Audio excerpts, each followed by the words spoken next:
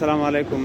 دا د محبس چاره‌ای ده چې څلور لارې دغه مخامخ سړک چې تاسو ته ښکاري دا کومې اوبه چې پکې ډنډ دي دا له مخامخ له محبس نه راغلی د شپږم بلاک اولې کوڅې یعنې د بازار مخه ده.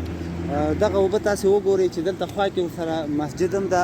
زه به کوشش کوم چې مسجد راواخلم در سره. دغه مسجد هم د مناره ښکاري او دغه اوبه وګورئ چې تاسو ګورئ په دې سړک کې ډنډ دي. دې سپین ږیرو ته سیاسرو ته او ماشومانانو ته ډېر مشکل پیدا کړی ده او څوک چې هغه څوک چې جومات ته راځي یا مانځه ته راځي د هغوی لپاره غټه ستونزه ده. نو موږ له چارواکو نه دا هیله کوو چې د دې غم وخوري. دغه ویډیو زه تاسو ته لیږم، دغه اوبه پکې رااخلم.